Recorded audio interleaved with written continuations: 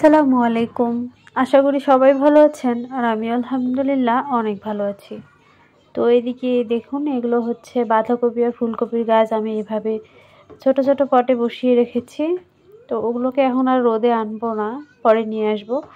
তবে এখন প্রচুর রোদ উঠেছে, গত কয়েকদিন বৃষ্টি হওয়ার পরে আজকে খুব সুন্দর রোদ উঠেছে। তো আজকে তো অনেক কাজ রয়েছে।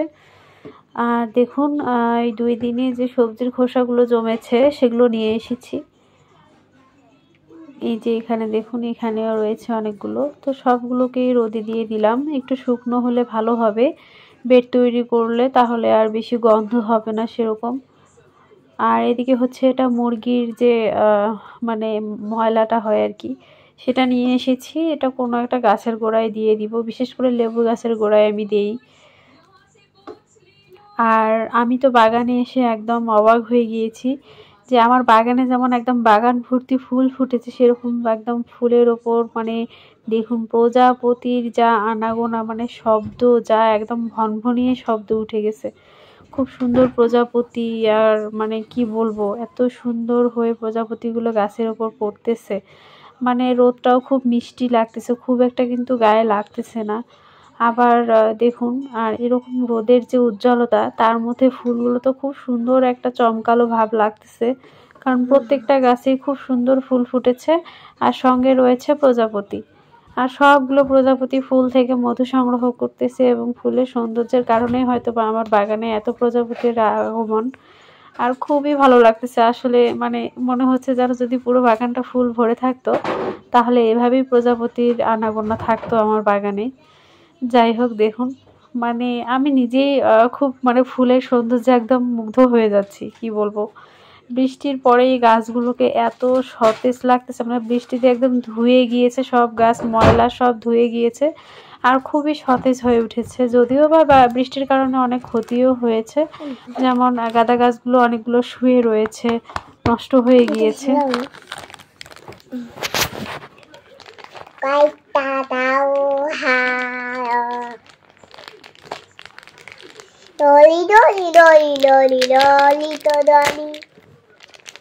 কিন্তু ফুলগুলো দেখুন একবার, জিনিয়া ফুলটা, মানে এটা হচ্ছে হাইব্রিড জিনিয়াটাও ফুটে গিয়েছে। যদিও বা বৃষ্টি তাহলে আরো সুন্দর হয়ে ফুটতো। ওই ফুলটাতে হাত দিতে পারছি না, কারণ ওটাতে একটা প্রজাপতি বসে রয়েছে, আমি হাত দিলে সে ভয়ে দৌড়াবে। যাই হোক, আর ফুলটা বেশ বড় সাইজ হয়েছে, যদিও আমার আগের যে ছোট সাইজের জিনিয়া যেটা, কিন্তু অনেক ফুল ফুটেছে। সে গাছটা তো ভেঙে গিয়েছে, যার কারণে মনটা একটু খারাপ হয়ে যায় গাছটার দিকে তাকালে।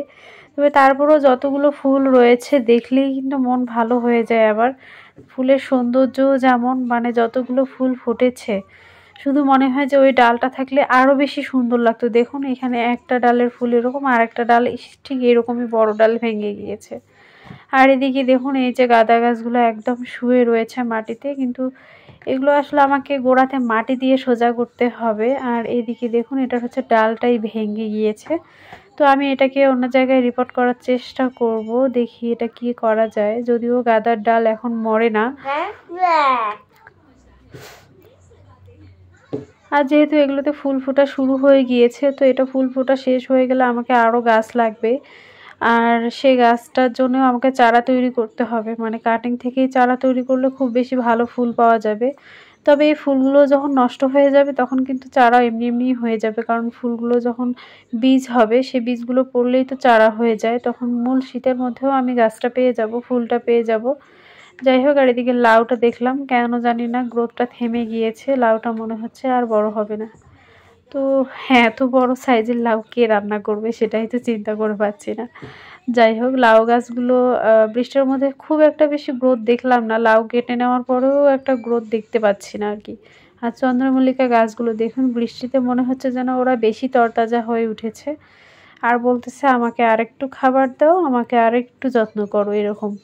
তো যাই হোক, আমি তো পিঞ্চিং গত 2 দিন থেকে করেই যাচ্ছি। আর গাছগুলো বেশ সুন্দর হয়েছে। আমি এই প্রথম চন্দ্রমল্লিকা করতেছি। গত বছর অবশ্য চন্দ্রমল্লিকা শুধু গাছ কিনে নিয়ে, মানে ফুলসহ গাছ নিয়েছিলাম, সেখানে ফুল ফুটেছে, সেই সৌন্দর্য উপভোগ করেছি। তো পরবর্তীতে আমি মোবাইলে দেখেছি, অনেক কিছু শিখেছি। তারপর আমি এবছরেই প্রথম এতগুলো চন্দ্রমল্লিকার কাটিং থেকে চারা করে সেগুলো থেকে এই চারাগুলো এত সুন্দর করে তৈরি করতে পেরেছি। তো ইনশাআল্লাহ এখান থেকে অনেক সুন্দর ফুলও পাবো। তবে এদিকে হলুদ চন্দ্রমল্লিকার কাটিং থেকে যে চারাগুলো হয়েছিল সেই দুটো চারা খুব সুন্দর হয়ে হেলদি হয়ে উঠতেছিল, কিন্তু হঠাৎ বৃষ্টির কারণে যে কি হয়ে গেল বুঝতে পারতেছি না। তো দেখা যাক, এবার একটু বাগানের দিকে নজর দিতে হবে, যেহেতু সময় খুবই কম, শীতকাল চলেই এসেছে। তবে আসলে মাঝখানে বাদ সাধলো এই বৃষ্টিটা। আর এই গাছগুলোকেও আমাকে রিপোর্ট করতে হবে, কারণ দেখুন আমি বেশ অনেকগুলো গাছ নিয়ে এসেছিলাম, সেই গাছগুলো এভাবেই পড়ে রয়েছে। আসলে আমার কাছে সেরকম মাটিও নেই, যেহেতু ভেজা পরিবেশ ছিল একদম। আর হচ্ছে মানে পটও এখনও রেডি করা নেই, আমাকে কয়েকটা পট কিনতে হবে, টবগুলো কিনতে হবে। আর এদিকে লাল শাকগুলো দেখুন নষ্ট হয়ে গিয়েছে, একদম ঘিচঘিচা হয়ে সবগুলো উঠেছিল, মানে বেশি বীজ পড়ে গিয়েছিল হয়তোবা। তো সবগুলো লাল শাকই নষ্ট হয়ে গিয়েছে।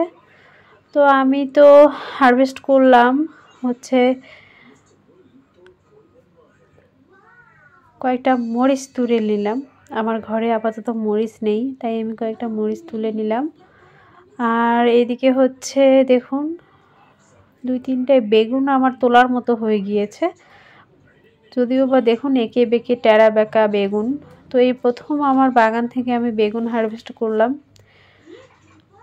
অবশ্য সেখান থেকে নেওয়ার সময় আমি বিসমিল্লাহ বলেই হারভেস্ট করেছি, যেহেতু আমরা মুসলিম তাই আমাদেরকে তো সব কাজের মধ্যেই বিসমিল্লাহ বলতেই হবে।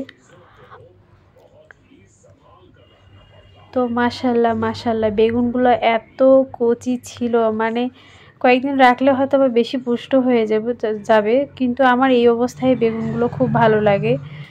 আর দেখুন বেগুন কয়েকটা কিন্তু আমি তুলে নিলাম। যদি বেগুন গাছে পোকা না হতো বা গাছগুলো নষ্ট না হতো, ডালগুলো কেটে দিতে না হতো, তাহলে আরও বেশি বেগুন হয়তো বা এতদিনে আমি অনেকগুলো হারভেস্ট করেই নিতাম। তো যাই হোক, সেগুলো আসলে রেজেকে ছিল না, তো যে কয়টা রেজেকে ছিল সে কয়টাই আসলে আজকে আমাদের তোলা হচ্ছে।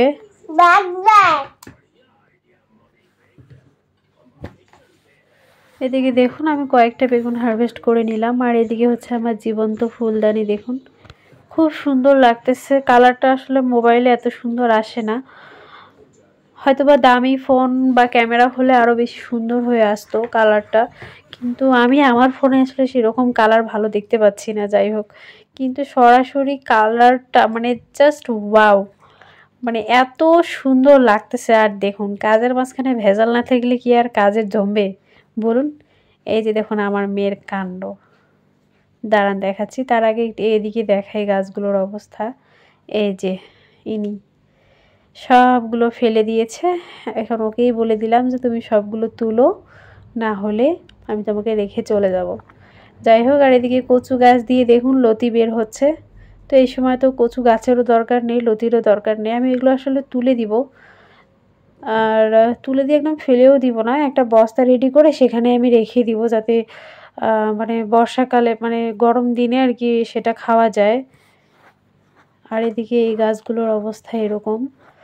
তো এগুলোকে আমি আসলে ভিডিও করা শেষে বাহিরে বের করে দিব, যাতে একটু রোদ পায়, যেহেতু কয়েকদিন থেকে কোনো রোদ পায়নি। আর এদিকে এই গাছটাতেও দেখুন এত সুন্দর ফুল ফুটেছে, কিন্তু গাছটা একদম হেলে কীভাবে মানে হয়তো বা ভেঙেও গিয়েছে।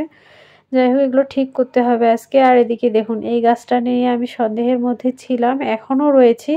এই যে এরকম একটা ফল, মানে দেখতে প্রায় এটা তরমুজের মতো দেখতে, তবে তরমুজ কি এত এরকম একটা গাছে হয়? এটাকে আদৌ তরমুজ গাছ?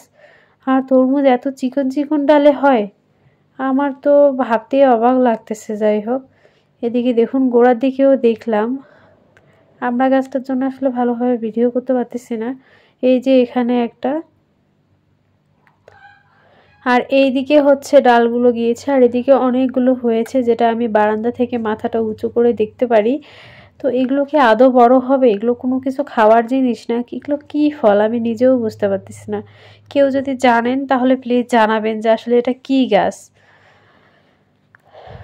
তো আমি তো মরিচ আর বেগুন হারভেস্ট করলাম, কিন্তু শুধু এইটুকু হারভেস্ট করেই তো হবে না, আমার বাগানে তো আরও একটা জিনিস রয়েছে, দাঁড়ান দেখাই। এই যে এই জিনিসটা সিম, তো আমি তো এর আগে একদিন হারভেস্ট করেছি, যদিও বা খুবই অল্প পরিমাণে। তো অল্প পরিমাণে হবে না তো কি হবে বলুন, গাছেই তো অল্প পরিমাণে, তাই না? তো কয়েকটা সিম হারভেস্ট করে নিব এখন।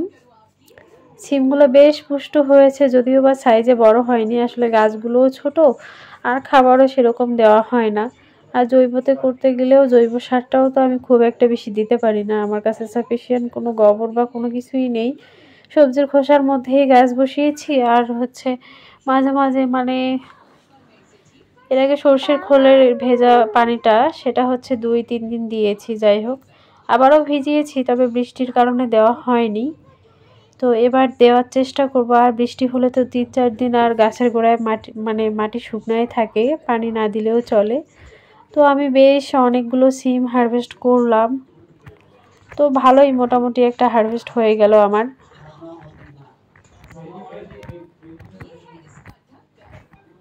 তো আমি গাছের বেগুন, সিম আর একটু দেশি আলু দিয়ে এইটুকু ভাজি করে নিব, যেটা আমার খুব সুন্দর একটা রেসিপি হয়ে যাবে। আর নিজের হাতে করা সবজি তো, তাই টেস্টও বেশি হবে। যাই হোক, দেখুন একদম এত সুন্দর একটা হারভেস্ট হলো। আর এদিকে হচ্ছে এই মাটিটা আমি মানে ঢেকে রেখেছিলাম, সেটাকে বের করে দিলাম। তো সবাই ভালো থাকবেন, সুস্থ থাকবেন। আল্লাহ হাফেজ।